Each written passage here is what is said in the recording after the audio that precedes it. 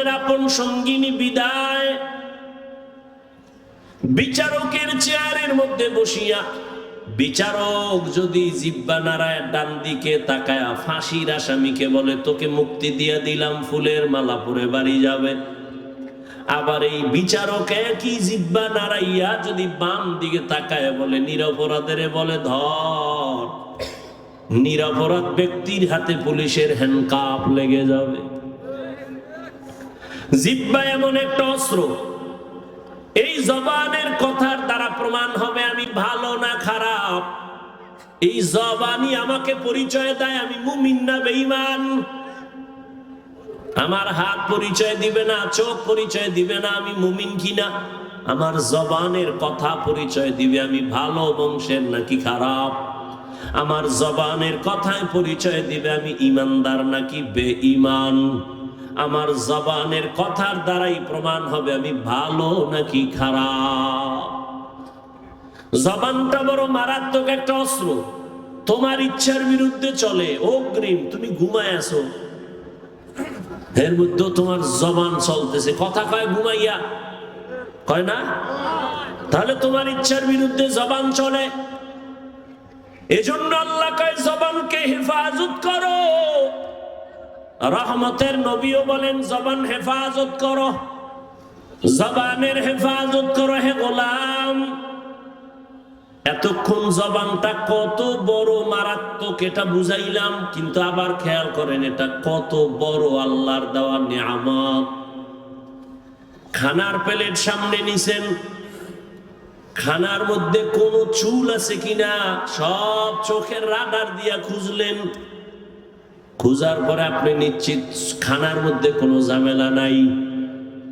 একটা লোকমা যখন আপনি দিছেন, একটা চিকন চুল খানার লোকমায় চোখের রাডারে ধরা পড়ে নাই, জিহ্বায় ধরা পড়ে গেছে। এরে আল্লাহর বান্দা, এটা কত বড় নিয়ামত। মাইকে কথা বলি, বিদ্যুতের বাতি জ্বলে, চার্জ চলে যায়, ফ্যানের বাতাস দিয়া মেশিন ঠান্ডা করা লাগে, একটানা মেশিন চললে গরম হয় আগুন লাগবে। অথচ আল্লাহর দেওয়া জিহ্বা নামের কত বড় নিয়ামত। দুনিয়াতে আসার থেকে এই জিহ্বা নাড়ায় যে কত হাজার হাজার লাখ কোটি কথা সাপ্লাই দিলাম, কোনদিন এই জিহ্বার কথা বন্ধ হয় নাই, ব্যথাও করে না। মানুষের কথা বলতে বলতে গাল ব্যথা করে, ঠোঁট ব্যথা করে, কপাল ব্যথা করে, মাথা ব্যথা করে। আজও পর্যন্ত 50, 60, 70 বছরের বান্দার জিহ্বা ব্যথা করে না। এই কথাগুলো কোন মেশিনে সাপ্লাই হয়? এই মেশিনটারে ঠান্ডা কে বানায়? ওই মেশিনের মধ্যে তেল কে দেয়, পেট্রোল কে দেয়? ও আল্লাহর বান্দা, তুমি মোবাইল চালাও, মোবাইলে কথা চলতেছে, হঠাৎ মোবাইল বন্ধ হয়ে গেছে, কি ব্যাপার? কয় চার্জ নাই, মোবাইলের কথা শোনা যায় না। তুমি জিহ্বা নাড়াইয়া নাড়াইয়া কত বছর জিহ্বা নাড়ায় কত কথা বললা, কয়দিন তুমি জিহ্বার হক আদায় করছো, চার্জ দিয়েছো। এরে নবীর উম্মতের দল, এত সুন্দর কথা, কথা তো আবার সবাই বলে, তবে সবার কথায় মজা লাগে না। লাগে? কেউ কথা বললে মনে কয় বন্ধ কর, বহুত হইছে বন্ধ কর। আবার কেউ কথা বলার পরে কয় এই উঠলো আর সাইডে দিল, আর একটু কও। এই মজা কে লাগাই দিছে? কাদের কুদরত দারি বর কামাল, আনতা রব্বি আনতা হাসবি যুল জালাল, তুহি কাদের জলিলুল্লাহ জাহাদার, বহর হালে তুহি মেরা নেগাহদার। আল্লাহর নিয়ামতের শুকর আদায় করো হে মুমিন। জিহ্বা নামের নিয়ামতটা কত বড় নিয়ামত। মানুষ বলে মুখের কথাই জয়, মুখের কথায় আবার ক্ষয়। এরে আল্লাহর গোলাম, রহমতের নবী যার কোনো তুলনা, আছে? এমন একটা জমিনে আল্লাহ পাঠাইছেন যেই জমিনের মানুষ ছিল বড় খারাপ। মক্কার মানুষের মতো খারাপ চরিত্রের মানুষ ওই সময় দুনিয়াতে আর কোথাও ছিল না। ওই মানুষের মাঝে আমার নবী আছেন। মাত্র 13 বছরের ব্যবধানে ওই খারাপ মানুষগুলো জান্নাতি মানুষ হয়ে গেল। বেতের বাড়ি লাগে নাই, একমাত্র রহমতের নবীর জবানের ব্যবহার। নবীজির জবানের ব্যবহারে দুশমন পর্যন্ত বন্ধু হয়ে যাইত। ইহুদি নবীর সামনে তরবারি নিয়ে দাঁড়ানো আর কেউ নাই, ডাক দিয়া কয়, এই আব্দুল্লাহর ছেলে, এখন তোমার পাশে কেউ নাই? বলে তাই? আমি এখন একা, তরবারি আমার হাতে, তোমার কল্লার উপরে যদি মারি কে ভিড়াবে? নবী বলেন, আমার আল্লাহ। রহমতের নবী কথা বলা মাত্র ইহুদির তরবারিটা মাটির মধ্যে পড়ে গেছে। তরবারিটা নবী হাত দিয়ে উঠাইছেন। উঠায় খায়, ইহুদি তরবারি কই? খায় মুহাম্মদের হাতে। কয় এখন যদি তোর কল্লার উপরে মারি কে ফিরাবে? কয় কেউ না। কয় ক আল্লাহ ফিরাবে। কয়টা যদি কই তাহলে আর কালেমার বাকি কি? যদি কই আল্লাহ ফিরাবে তো কালেমার বাকি কি? মুহাম্মদ মাফ করে দাও, আর কালেমা পড়ায় মুসলমান বানায় দাও। ইমামুল আউয়ালিন আল আখিরিন বহরে সাদকা রাহমাতাল লিল আলামিন সাইয়্যিদুল কাউনাইন খাতমুল মুরসালিন আখির আমদ বুদে ফখরুল আউয়ালিন। আপনারা কিছুক্ষণ বসবেন নি না? ব্যারাম কিছুক্ষণ পরে আবার বিড়ি টানার নেশা। হ্যাঁ, আসলে বিষয় কি জানেন? এখানে আসতেও কপাল লাগে, এখানে বসতেও কপাল লাগে, মোনাজাত দিয়া মা বাবার জন্য দোয়া কইরা যাইতেও কপাল লাগে। সবার কপাল তো আর ভালো না। অনেকে আসছে ইসলামপুরে যায়, কিন্তু এই ইসলামের মধ্যে ঢুকে নাই। কই? মহিলা প্যান্ডেল তাওয়াফ করে, আর দোকানে বয়ে বয়ে আড্ডা দেয়, আর তাজা তাজা কবিরা গুনাহ করে। কপাল খারাপ। আর কপাল যদি খারাপ হয়, আমি হাফিজুর রহমান কেন আর মক্কা মদিনার ইমাম কেন? রহমতের নবীর বয়ানও কালেমা জুড়ে না। যেই নবীর চেহারা এক নজর দেখলে ঈমানের সাথে জান্নাত ওয়াজিব, যেই নবীর চেহারা মুবারক এক নজর দেখলে পেটের ক্ষুধা নিবারণ হয়, ওই নবীকে 13 বছর দেখলো, বয়ান শুনলো, কালেমা কপালে আসলো না। কে? আবু জাহাল, এর নাম কফাল। আর অন্যদিকে 27 বছরের যুবক তরবারি নিয়ে যায় নবীকে জবাই করবে।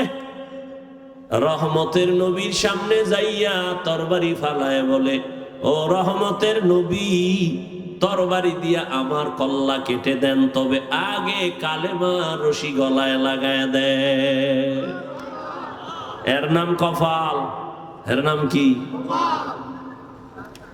এই জাগো, দীর্ঘ টাইম বসার অভ্যাস নাই, এরা ভিতরে ঢুকছেন কেন? কত আলেম ওলামা মাঠে বসা, সাদা দাড়ি, এদের ধাক্কাইয়া জুতা হাতে লইয়া গায়ে লাগাইয়া এরপরে বাইর হইতেছেন, ভয় লাগে না? আপনার ব্যারাম থাকলে ঢুকছেন কেন? ওই কত আল্লাহর বান্দারা বাইরে দাঁড়ানো আছে না? এরা মন চাইলে আবার দূরে গিয়া বিড়ি টাইনে আবার আসবে, কোনো ঝামেলা নাই। ভিতরে বৈশা উঠা বসা করা এটা তো ভালো না। এতগুলো মানুষ, আলেম ওলামা, মুরব্বীরা, এদের ডেঙ্গিয়ে বের হন, এটা তো আদব নয়। এই ব্যারাম কেন? কপাল খারাপ হয়ে গেছে। আল্লাহ সবাইকে হেদায়েত দান করেন। আপনারা বেশি কষ্ট মনে করলে আমি ছেড়ে দেই। আল্লাহ সবাইকে কবুল করেন। তাহলে কেউ উঠবেন না তো ইনশাআল্লাহ? উঠবেন না তো উঠবেন না, কেউ উঠতে চাইলে উঠতে দিবেন না।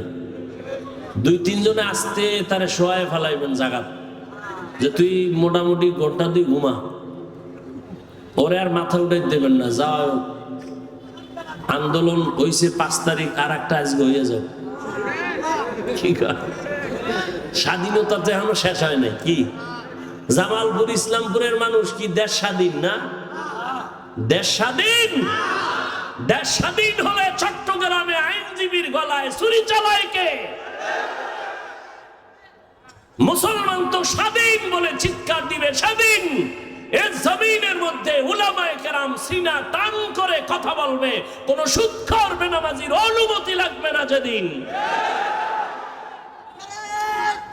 এই থামো,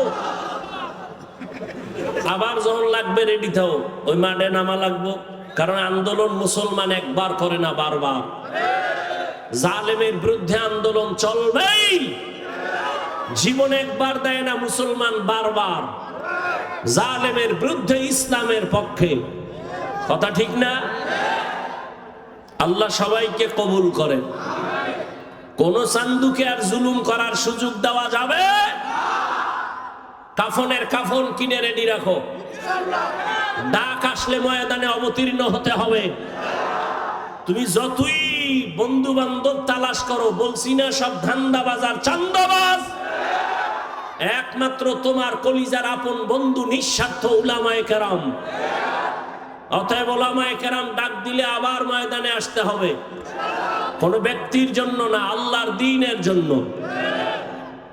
আল্লাহ সবাইকে কবুল করেন। কোন আলেমের সাথে কোনো বেয়াদবি চলবে? আমি একটু আগে এক জায়গায় বয়ান করে আইছি, সেদিন ঢাকায় বলছি, যারা আলেমদের সাথে বেয়াদবি করবে তাদের লিস্টি দাও। ইমামের সাথে, মাদ্রাসার কোন শিক্ষকের সাথে, কোন বক্তার সাথে উল্টা পাল্টা করলেই তাদের লিস্টি আমাদেরকে দাও। ঢাকার থেকে আবার আলেমদেরকে নিয়ে বসে আবার আন্দোলনে, জালেমের বিরুদ্ধে ময়দানে আবার নামতে হবে। কোন মাস্তানি চলবে?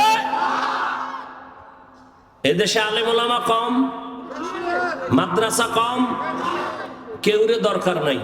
আমরা শুধু আলিয়াও লাগবে না, আমরা কওমি মাদ্রাসার হুজুর আর ছাত্র যদি রাস্তায় নামি, পলানেরও জায়গা পাইতো না। প্রত্যেকটা নাস্তিক আর বেয়াদব ওলামায়ে কেরামের অনুমতি ছাড়া কথা বলার সাহস পাবে না।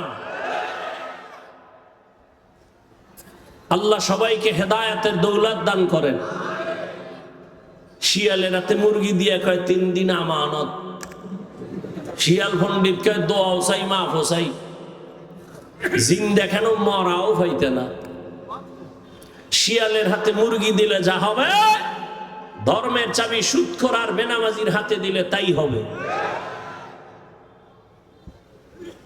আল্লাহ হেদায়েত দান করুন। তো যে কথা বলতেছি, উঠা বসা করলে আমি মোনাজাত দিয়ে দেব। কথা বলতে অনেক কষ্ট হয়, সাউন্ডটা আমার মনের মতো পাই না, এই জন্য। তারপরে আপনাদের মোহাব্বতে বলতেছি, কারণ সবকিছুর ঊর্ধ্বে আপনাদের দোয়া। বক্তার এলেম আর আমলে বয়ান হয় না, জীবন মনে রাখবেন। এলেম আর আমলের বাহাদুরি দিয়া বয়ান হয় না, বয়ান হয় শ্রোতাদের অন্তরের মোহাব্বত আর আকর্ষণের উপর। আর রহমত কার? জোরে বলেন। ইয়া আইয়ুহাল্লাযীনা আমানুত্তাকুল্লাহা আকুলু কাওলান সাদীদা। হে মুমিন, আল্লাহকে ভয় করো, জবানের হেফাজত করো। জবান বড় দামি একটা অস্ত্র, আল্লাহ পাকের অন্যদিকে বড় নেয়ামত। এই জবান হেফাজত কেমনে করবা? তোমার ইচ্ছার বিরুদ্ধে জবান দৌড়ায়। হাত যদি অন্যায় করে, রশি দিয়া পেঁচাও, বেঁধে রাখো, আর অন্যায় করতে পারবে না। পা যদি অন্যায় ভাবে হাঁটে, পাও 2টা বেঁধে দেওয়ার হাঁটতে পারবে না। কান যদি অন্যায় আওয়াজ কানে নেয়, পট্টি লাগায় দাও, কান হেফাজত হয়ে যাবে। ভালো করে বুঝো, চোখ যদি অন্যায় কিছু দেখে, চোখের সামনে কালো আয়না লাগায় দাও, দেখবে না। বুঝেন, ভালো করে বুঝেন। হাত অন্যায় করলে বাধা যাবে, হেফাজত করা যায়, কন্ট্রোল করা যায়। কান অন্যায় করলে কন্ট্রোল করা যায়। চোখ অন্যায় করলে পট্টি লাগাও, আয়না লাগাও। কিন্তু জবানটা যদি অন্যায় করে বারবার, এটারে আটকাইবেন কেমনে? রশি দিয়া বাঁধা যাবে, কষ্টে লাগানো যাবে। জিহ্বা কেমন একটা বড় আল্লাহর অস্ত্র, এখানে কষ্টে পেয়ে ধরে না। ধরে? সুপারগুলো ধরবে? ধরবে না। তো জবানটারে কেমনে কন্ট্রোল করবেন? মুখের উপরে কষ্টে লাগাবেন? কয় না। এবার আল্লাহ দয়া করে একটা পরামর্শ দিতেছেন, ও বান্দা, আমি জানি, তোর থেকে বেশি জানি। হাতেরে আটকাইতে পারবি, কান আটকাইতে পারবি, চোখ আটকাইতে পারবি, পা পারবি, কিন্তু জবানটারে তুই দুনিয়ার কোনো রশি দ্বারা বাঁধতে পারবি না। এটার জন্য আমি আল্লাহ কুদরতের একটা মেডিসিন দিছি, ওই মেডিসিন লাগায় দে, জিহ্বা কন্ট্রোল হয়ে যাবে। ওই মেডিসিন আমার আল্লাহর দেওয়া, মেডিসিনের নাম হলো তাকওয়া। हर के दारत खौफ हकदार दिल मदम जन्नतुल मअवा देहद रामकम जुज़बा हक़ची ज़े मखाज़ इंसुजा फज़ले उहा मस्ते दर जुमला जहां। তাকওয়া মানে আল্লাহর ভয়। ওই আল্লাহর ভয় নামের মেডিসিন দিয়া জবানটাকে আটকাইয়া দাও। আল্লাহর আদালতে দাঁড়াইয়া হিসাব দেওয়ার ভয়, এই ভয়ের নাম তাকওয়া। কয় ভয়টা অন্তরে ঢুকাইও। কয় কোথায় পাবো এই ভয়ের মেডিসিন? আল্লাহ বলেন, যারা এই জমিনে আমার প্রিয় গোলাম, আমার প্রিয় বান্দা আহলুল্লাহ, এদের নেক নজর লাগাও, অন্তরে তাকওয়া চলে আসবে, আল্লাহর ভয়। আমি এখানে যদি আপনাদের প্রশ্ন করি, আপনারা কারা কারা আল্লাহকে ভয় করেন? সবাই দোনো হাত উঠাইবে। চালাক যারা, তারা পাও দুইটা উঠায় বলবে, আমরা হুজুরগো থেকে বেশি আল্লাহরে ভয় করি। যদিও নামাজ পড়ি না, তবে আমগো ঈমান তাজা। আছে না চালাক? বলবে আমরা নামাজ না পড়লে আমগো দিল পরিষ্কার। সবাই বলবে আমি আল্লাহকে ভয় করি। আমিও বলি আমি আল্লাহকে ভয় করি। তুমি নামাজ বাদ দিয়ে বলো আল্লাহকে ভয় করি, আর আমার না, আমি নামাজ ঠিক রেখা বলি আল্লাহকে ভয় করি। আসলে আল্লাহর ভয় কি জিনিস, সেটার হাকিকত এখনো জানি না রে বাবা। আল্লাহর ভয়ের হাকিকত উদাহরণত এমন বলি, একটা সন্তান মা বাবাকে ভয় করে বলে তার প্রমাণ, সন্তান মা বাবার সামনে কখনো অন্যায় করে না। কেন? শাস্তির ভয়। ঠিক একটা শিক্ষকের ছাত্র ভয় করে, তার প্রমাণ, ছাত্র শিক্ষকের সামনে অন্যায় করে না, শাস্তির ভয়। ঠিক এই জমিনে যেই বান্দা, যে বান্দি আল্লাহকে ভয় করবে, ওই বান্দা গলায় ছুরি লাগাবে, দাড়ির মধ্যে ছুরি লাগাবে না। हर के दारत खौफे हकदार दिल मदम जन्नतुल मअवा देहद रामकाम। আল্লাহর ভয় অন্তরে জমা করো হে মুমিন। কেমন আল্লাহর ভয়? রহমতের নবী বিদায়, আবু বকর সিদ্দিক রাদিয়াল্লাহু তাআলা আনহু খেলাফতের দায়িত্বে রাষ্ট্র পরিচালনা করতেছেন। একদিনের ঘটনা, তার স্ত্রী একদিন বলেন, ও খলিফাতুল মুসলিমিন, আমার একটু মিষ্টি খাইতে মনে চায়। আবু বকরকে বলতেছেন, কোন সময়? যখন আবু বকরের আঙ্গুলের ইশারায় পুরা রাষ্ট্র চলে। টাকার অভাব আসেনি? বিবি বললেন একটু মিষ্টি খাইতে মনে চায়। আল্লাহর ভয় কাকে বলে?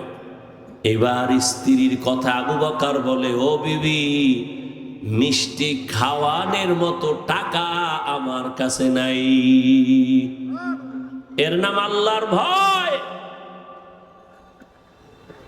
রাষ্ট্র পরিচালনা করতেছেন, টেলিফোন করলেই তো টাকার পাহাড়।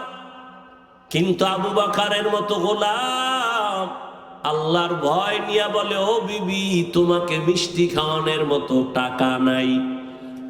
ও পর্দার আড়ালের মা বোনেরা, ভালো করে শুনেন। স্ত্রী কিছুদিন চুপ হয়ে গেল, কিছুদিন পরে আলাদা কিছু টাকা দিয়া বলে, ও খলিফাতুল মুসলিমিন, আপনার কাছে টাকা নাই মানলাম, আমি আলাদা কিছু টাকা দিলাম, এই টাকা দিয়া মিষ্টি এনে দেন।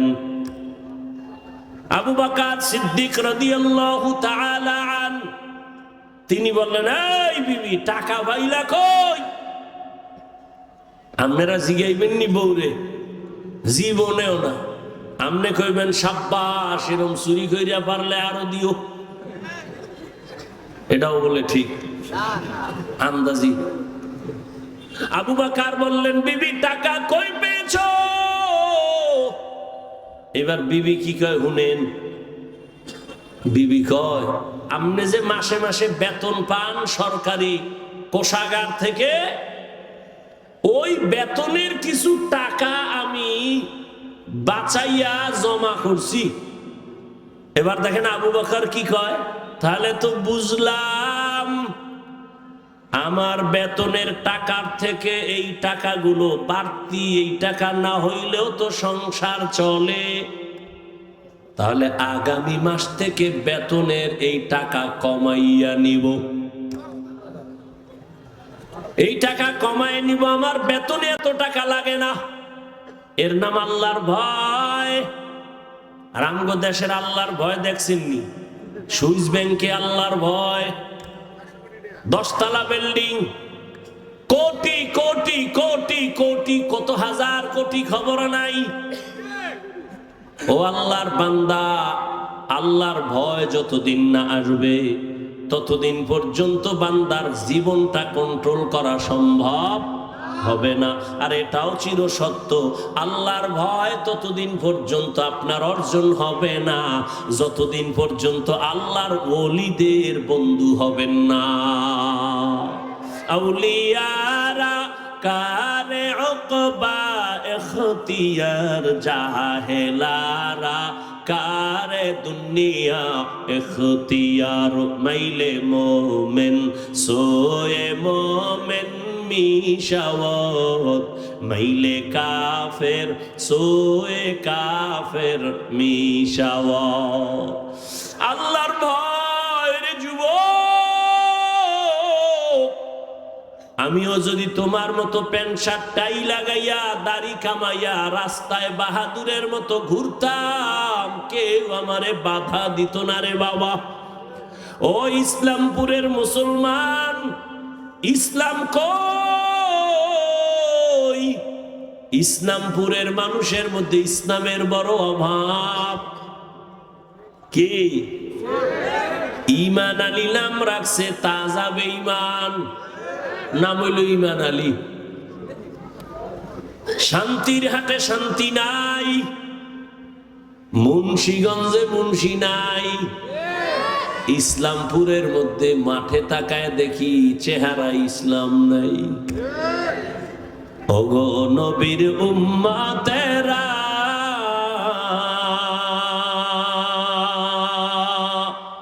হয়ে আজি দিশাহারা,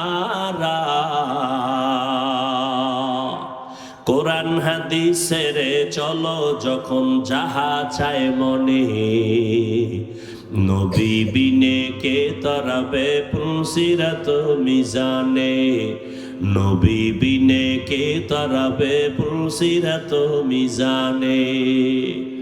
এরে নবীর উম্মতের দল, ও আমার কলিজার যুবক, কয়দিন আর হায়াত নিয়ে বাঁচবা এমন একটা দিন নাই যুবকের লাশের খবর নাই। ও যুবক বাবা, এতক্ষণ যে আমি চিল্লাইয়া তোমার সামনে কথা বললাম, একবারও বলি নাই আমি 5 কল্লি মাথায় দিয়েছি, তুমিও দাও, না হয় জাহান্নামে যাইবা। আমি কওমি মাদ্রাসার সন্তান, তুমি যদি কওমিতে না যাও তোমার কপাল নষ্ট হবে বলি নাই? আমি তাবলীগের সন্তান, আমি পীরের মুরিদ, একবারও বলি নাই তাবলীগ আর পীরের কাছে না গেলে জাহান্নামে যাইবা। আমি তোমাদের কি বুঝাইতে চাই বাবা? আমি এ কথা বলি না হুজুর হও, পাগড়ি লাগাও, তসবিহ পড়ো না রে বাবা, এত ভয় পেও না। তুমি স্কুলে পড়ো, তুমি কলেজে পড়ো, তুমি চাকরি করো, তুমি ব্যবসা করো, তোমার জায়গায় থাইকা কেমনে তুমি মদিনার পথ ধরবা, জান্নাতের পথ ধরবা, এই কিছু পরামর্শ দেওয়াই হলো আমার কাজ। ও বাবা, পরামর্শ দিয়া যায়, নবীর তরিকা ছাড়া শান্তির কোনো পথ নাই। আজকে দেখো ইসলামপুরের ময়দানে হাজার হাজার হাজার হাজার এত মানুষ, এর টাকাওয়ালারা যদি এতগুলো মানুষ এই ইসলামপুরের কোনো মাঠে জমা করতে চাইতো, কত পেরেশানি তার মাথায় আসতো।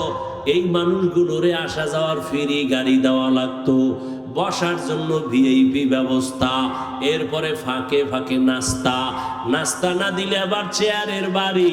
আবার এই মানুষগুলো সব টাকা দিলেও এই জান্নাতি মানুষ এই প্যান্ডেলে আসতো না। এলাকার যত গাঞ্জাখোরেরা সব এসে হাজির হইতো,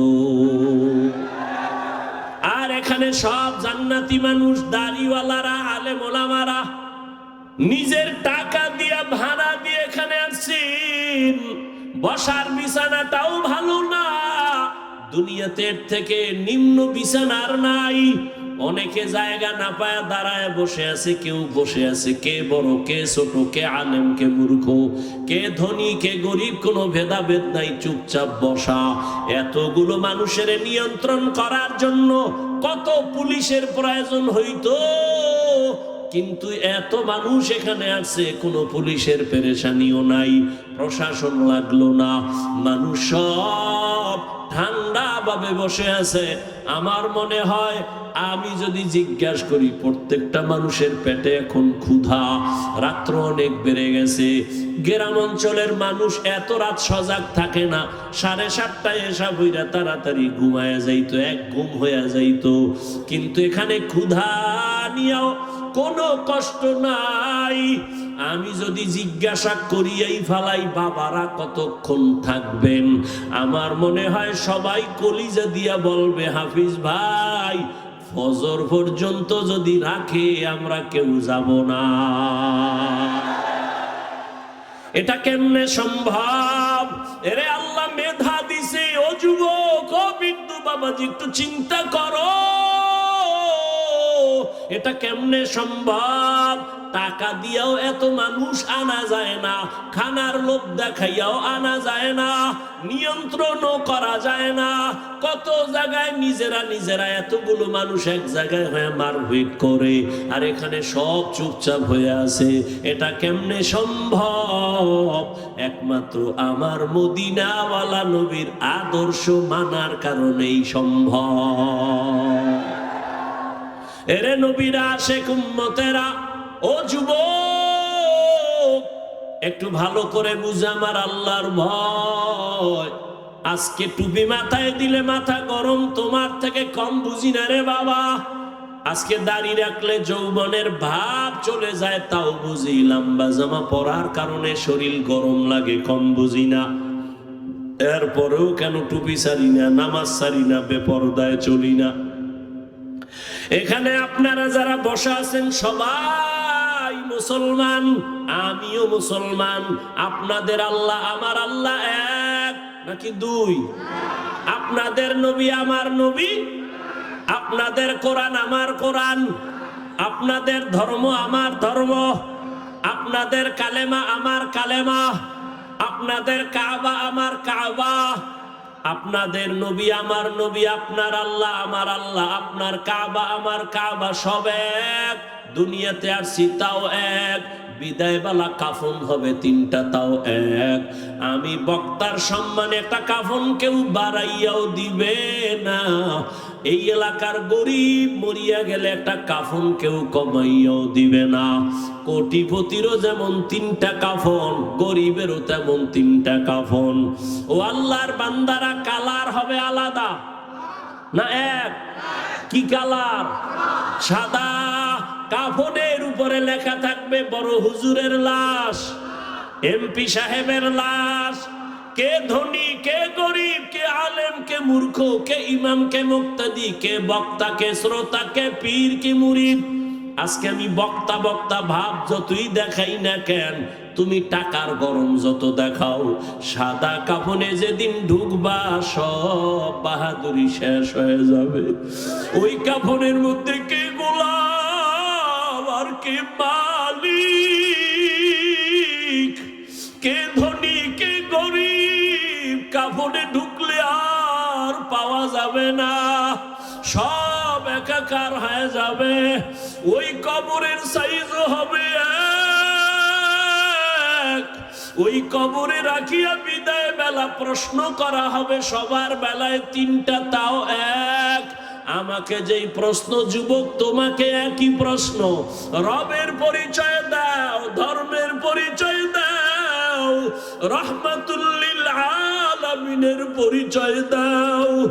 নবী বলেন এই তিনটা প্রশ্নের জবাব যারা দিতে পারবে তাদের কবর হবে রওজাতুম মির রিয়াজিল জান্নাহ। আর যারা জবাব দিতে পারবা না তাদের কবর হবে হুফরাতুম মিন হুফারিন নার। কারা পারবে জবাব দিতে? আমরা হুজুরেরা। এই হুজুরেরা, হুজুরেরা পারার কোনো গ্যারান্টি আছে? নাই।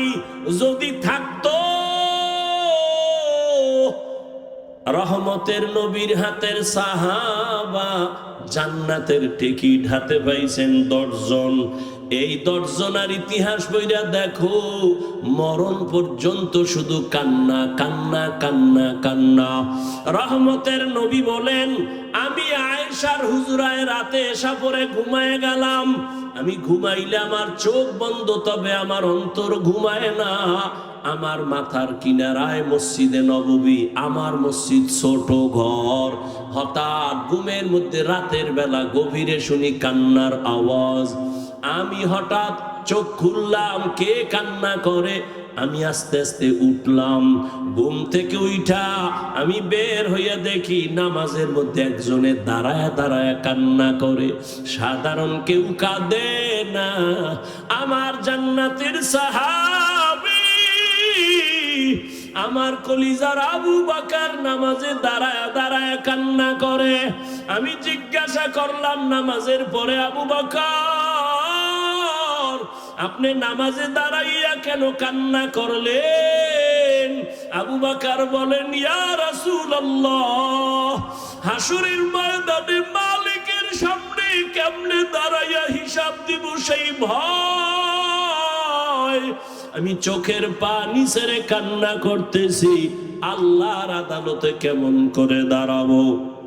ও যুবক বাবারা, তাদের কত সুন্দর আমল, কত সুন্দর তাকওয়া, কত সুন্দর তেলাওয়াত, তাদের কত সুন্দর ইখলাস, কত সুন্দর নামাজ, কত সুন্দর রোজা। এত সুন্দর আমলে আমার আল্লাহ খুশি হইয়া জান্নাতের সার্টিফিকেট দিয়েছেন। এরপরেও যদি তারা আল্লাহর আযাবের ভয় নামাজে রাতের বেলা কান্না করেন, তাদের তুলনায় তোমার আমার গলায় রশি লাগায় এত কান্না করা উচিত সারা জীবন। কিন্তু কপাল বড় খারাপ, নিজেও কাঁদি না, কেউ কান্না করে তাও পছন্দ করি না। ও যুবক বাবারা, একটু হিসাবটা মিলাইয়া দেখো, তোমার লাইনে কত যুবক জীবনে মাদ্রাসায় যায় নাই, আলিফ বা তাও পড়ে নাই, স্কুলে পড়ে, কলেজে পড়ে। সত্য কথা বলো, তোমার মতো যুবক স্কুল কলেজে পড়িয়াও 5 বেলার নামাজ পড়ে, সত্য বলো আসেনি? তোমার কপালে কেন এত অভিশাপ? তুমি কেন পারো না রে বাবা? তোমার মতো যুবক তাকায় দেখো, র্যাব, আর্মি, পুলিশ, বিডিআর এর চাকরি করে, ব্যবসা করে, দেখো 5 ওয়াক্ত নামাজি আছে না? বলো তুমি কেন পারো না? তোমার মতো যুবক রাস্তায় গাড়ি চালায়, 5 বেলার নামাজ পড়ে, তুমি কেন পারবা না? তোমার কপালে তো কেন খারাপ? তোমার উপরে কার অভিশাপ লাগছে জানি না রে বাবা। তোমার মতো যুবক নদীর মধ্যে মাছ ধরে নামাজ ছাড়ে না, তুমি কেন পারো না? তোমার মতো যুবক doctor, professor, engineer, OC, DC, SP, 5 ওয়াক্ত নামাজি আছে, তুমি কেন পারবা না? মনে মনে ভাবছো হুজুরদের কথা মিথ্যা, কোরআন মিথ্যা। কি ভাবছো? মনে করছো তোরা অনেক উপরে উঠছো? এরে যুবক, বিপদে বিপদে কেউ হাসে কেউ কাঁদে, কিন্তু উলামায়ে কেরাম, নবীর আদর্শ যারা মানে তাদের কোনো চিন্তাই নাই। করোনার ভিতরে স্কুল বন্ধ, কলেজ বন্ধ, চাকরি বন্ধ, ব্যবসা বন্ধ, ফ্যাক্টরি বন্ধ, গাড়ি বন্ধ, সব বন্ধ। উলামায়ে কেরামের একটা মাদ্রাসাও বন্ধ হয় নাই। না খাইয়াও কোনো আলেম মরে নাই, ভিক্ষাও করে নাই। ও যুবক, তোমার মতো যুবক যদি জেনারেল লাইনে থাকিয়া নামাজ পড়ে, তুমি কেন পারবা না? ও বৃদ্ধ বাবাজিরা, তো আপনার মতো কত বাবা মসজিদে গিয়া 5 বেলার নামাজ আদায় করে, আপনি কেন পারেন না? ও পর্দার আড়ালের মা বোনেরা, এতক্ষণ আমি আপনাদের সন্তানদের বয়ান শুনাইলাম। এই বয়ানটা বাস্তবায়ন করতে হলে মা আপনার চোখের পানি আর দোয়া লাগবে। ও পর্দার আড়ালের মা, আপনাদের জীবনটা কতই যে ধন্য। আজকে ইসলামপুরের স্টেজে কত কোরআনওয়ালার মাথায় পাগড়ি দেওয়া হলো। এদের মা বাবার মতো ঈদের আনন্দে আর কেউ নাই। ও পর্দার আড়ালের মা, মনে কি চায় না একটা আদর্শ সন্তানের মা হইয়া কবরে যাবেন? আপনারা তো নবীদের মায়ের মতো দামি মা, সাহাবায়ে কেরামদের মায়ের মতো দামি। আপনারা তো খাদিজা রাদিয়াল্লাহু তাআলা আনহার মতো দামি। আপনারা তো আয়েশা রাদিয়াল্লাহু তাআলা আনহার মতো দামি, ফাতেমা রাদিয়াল্লাহু আনহার মতো দামি। আপনারা তো ইসমাইল নবীর মা হাজরা আলাইহা সালামের মতো দামি। আপনারা তো ঈসা নবীর মা মারিয়াম আলাইহা সালামের মতো দামি। এমন কি দুনিয়াতে আল্লাহর বড় দুশমন ফেরাউন, তার স্ত্রীর নাম কি? আসিয়া। কেমন আল্লাহর গোলাম বান্দি হয়ে গেলেন। ও পর্দার আড়ালের মা, রহমতের নবী বলেন, আসিয়া কিয়ামতের দিন জান্নাতে যাবে আর আমার সাথে বিবাহের ব্যবস্থা হয়ে যাবে। ও পর্দার আড়ালের আম্মা জানেরা, যেই ফেরাউন আল্লাহর এত বড় দুশমন, ওই ফেরাউনের স্ত্রী হইয়া আসিয়া আল্লাহর হুকুম জীবনে মানিয়া আল্লাহর মোহব্বত নিয়ে দুনিয়ার থেকে চলে গেল। ও পর্দার আড়ালের আম্মা জানেরা, আপনাদের স্বামী তো ফেরাউনের মতো খারাপ না। আপনি যদি নামাজ পড়ে দোয়া করতেন, পর্দা করতেন, স্বামীর মাল হেফাজত করতেন, স্বামীটারে বুঝাইতেন আর কোনোদিন হারাম টাকা ঘরে আনবা না, অবৈধ কামাই করবা না, হারাম খাইয়া আমাদের রক্ত সন্তানের রক্ত নাপাক করব না। আপনি যদি বুঝাইতেন, আল্লাহর বান্দা হারাম টাকা ঘরে আনতো না, সন্তানটাকে যদি আদর্শওয়ালা ডাক্তার বানায় যাইতেন, দুনিয়ার মানুষ আপনার সন্তানের ব্যবহারে কলিজা দিয়া দোয়া করত, আপনি মাও দোয়া পায়া যাইতেন রে মা। এজন্য বলে গেলাম মা, এখনো সময় আছে, তওবা করেন। একটা সন্তানকে ডাক্তার বানাবেন, ইঞ্জিনিয়ার বানাবেন, একজন প্রফেসর বানাবেন, তবে আমার দাবি বেয়াদব বানাবেন না। আপনার সন্তানের আচরণে কোনোদিন যেন কেউ কষ্ট না পায়, আল্লাহর বিরুদ্ধে না যায়। আপনার সন্তানের কথা আর কাজের লাইনে থাকিয়া নামাজ পড়ে দাঁড়িয়ে রেখে পর্দা করে, তুমি পারবা না কেন? মনে মনে তওবা করো আর বলো, হে আল্লাহ, জীবনে তো কম গুনাহ করি নাই। মনে চাইছে নামাজ পড়বো না, পড়ি নাই। মনে চাইছে পার্কে যাব, দৌড়ায় গেলাম। মনে চাইছে কাউকে গালি দিব, দিয়েছি। মনে চাইছে আড্ডা দিব, দিয়েছি। আজকে থেকে তওবা করলাম, আর নামাজ ছাড়বো না, বেপরদায় চলবো না, দাড়ি কাটবো না। ও আল্লাহর বান্দারা, আজকে আমি মুসলমান, তুমিও মুসলমান। তোমার আমার আল্লাহ এক, নবী এক, কোরআন এক, কাবা এক, ধর্ম এক, কালেমা এক। অথচ আমার মাথায় টুপি না দিলে লজ্জা পাই, অথচ তুমি টুপি দিতে লজ্জা পাও। আমি দাড়ি কাটতে গেলে লজ্জা পাই, আর তুমি কেমন মুসলমান যে দাড়ি রাখতে গেলে লজ্জা পাও। আমি বেপরদায় চলতে লজ্জা পাই, তুমি পর্দা করতে গেলে লজ্জা পাও।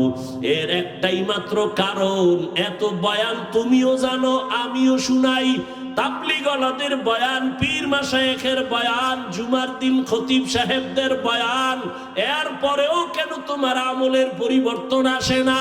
এর একমাত্র কারণ, আল্লাহর আদালতে দাঁড়াইয়া হিসাব দেওয়া লাগবে, চিন্তাই তোমার অন্তরে নাই।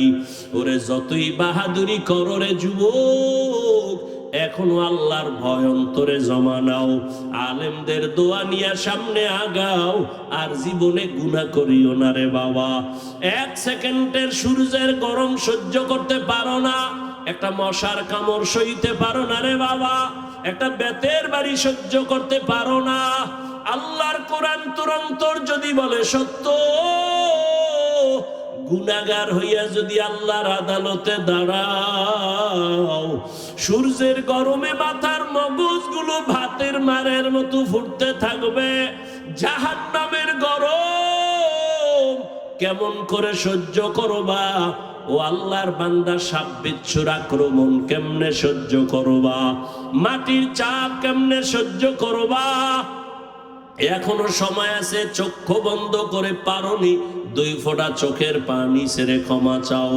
ওরে সন্তান যদি মায়ের বাবার শাস্তির ভয়ে কান্না করে, একটা ছাত্র যদি শিক্ষকের শাস্তির ভয়ে চোখের পানি ফেলে ক্ষমা চাইতে পারে, আমার আল্লাহর আযাবকে এত ছোট মনে করবা না রে বাবা। ওই আমার আল্লাহর আযাব বড় ভয়ঙ্কর, যেই ভয়ঙ্কর আযাবের কারণে আমার নবী পর্যন্ত কান্না করতেছিলেন। আমার উম্মত কিয়ামতের ময়দানে কি উপায় হবে? এখনো সময় আছে, তওবা করে নাও। হেদায়েতের মালিক আমার আল্লাহ, ইজ্জতের মালিক আমার আল্লাহ, রিজিকের মালিক আমার আল্লাহ। জীবনে আর যতদিন বাঁচবো, আল্লাহকে মনে মনে বলো, আল্লাহ আর নামাজ ছাড়বো না, আর বেপরদায় চলবো না, উলামায়ে কেরামের পরামর্শ নিয়ে নবীর তরিকা মেনে চলবো। তওবা করার মতো যদি কারো অন্তর তৈরি হয়, মুনাফিকি যদি না থাকে, খাঁটি তওবার নিয়ত যাদের আছে, 2 হাত আল্লাহকে দেখাইয়া দাও। আয় আল্লাহ, আপনি হাতগুলো কবুল করে নেন, তওবা কবুল করে নেন। তওবার উপরে মজবুত হইয়া চলার মতো তৌফিক আমাদের দান করেন আল্লাহ।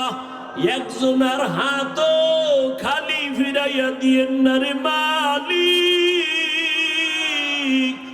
আয় আল্লাহ, গুনার কারণে আপনি বেজার হইয়া ফিরাইয়া দিয়েন না রে আল্লাহ।